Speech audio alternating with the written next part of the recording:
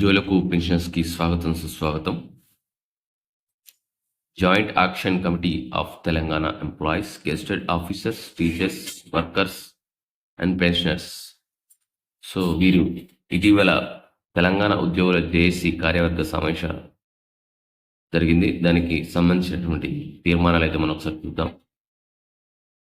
రాష్ట్రంలో ఉద్యోగుల pending bills వెంటనే మంజూరు చేయాలంటూ క్యాబినెట్ సబ్ కమిటీ యొక్క మీటింగ్ని వెంటనే ఏర్పాటు చేసి ఉద్యోగుల అన్ని సమస్యలపై చర్చ చేయాలి.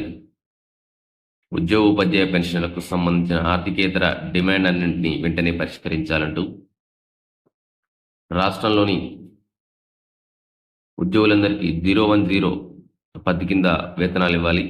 గ్రంథాలయ వైద్య విధాన పరిషత్, గురుకులాలు, DRDA market committee, IKP model schools, సమగ్ర శిక్ష ఉద్యోగులు మరియు కాంట్రాక్ట్ అవుట్సోర్సింగ్ ఉద్యోగులందరికీ నెల మొదటి తేదీనే వేతనాలు ఇవ్వాలి.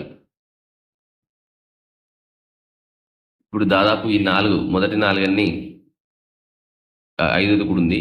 సాధారణ బదిలీలు వెంటనే మే, జూన్ నెలలో చేపట్టాలి. అట్లాగే ఎన్నికల సందర్భంగా బదిలీలకు గురైనటువంటి రెవెన్యూ సిబ్బంది మరియు పంచాయతీరాజ్ సిబ్బందులను వెంటనే వారి పాత స్థానాలకు బదిలీ చేయాలి.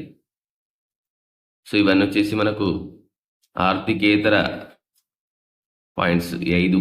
నెక్స్ట్ 6వది, ఉద్యోగులకు పెన్షన్లకు పే రివిజన్ కమిటీ సిఫార్సులను వెంటనే తెప్పించుకొని 51% ఫిట్మెంట్తో నూతన వేతనాలు మంజూరు చేయాలి. కాంగ్రెస్ పార్టీ మేనిఫెస్టోలో చెప్పిన విధంగా ఇప్పటివరకు పెండింగ్లో ఉన్నటువంటి డిఏలను విడుదల చేయాలి. ఉద్యోగులకు ఆరోగ్య కార్డులు మంజూరు చేయాలి. సిపిఎస్ రద్దు చేసి ఓపీఎస్ను అమలు చేయాలి. వీటితో పాటుగా 317 జీవో బాధితుల సమస్యలను ప్రధానంగా తీసుకొని పరిష్కరించాలి. జిల్లా ఉద్యోగ జేఏసీల కమిటీల నిర్మాణం వెంటనే మార్చి 31 ఏర్పాటు చేయాలి అని చెప్పేసి మీరు ఇవ్వడం జరిగింది. 10వ పాయింట్గా రాష్ట్ర జేఏసీ ఉద్యమ కార్యాచరణ.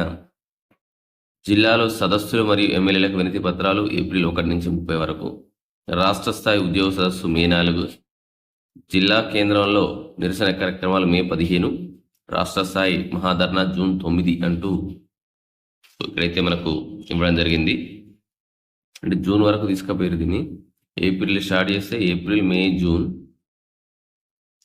సో జూన్ వరకు తీసుకుపోయారంటే చాలా ముందుకు తీసుకుపోయినట్టు. సో ఇది ఈరోజు వార్త. మొదటిసారిగా ఛానల్స్ వాళ్ళు తప్పకుండా సబ్స్క్రైబ్ చేసుకోండి, లైక్ చేయండి, షేర్ చేయండి.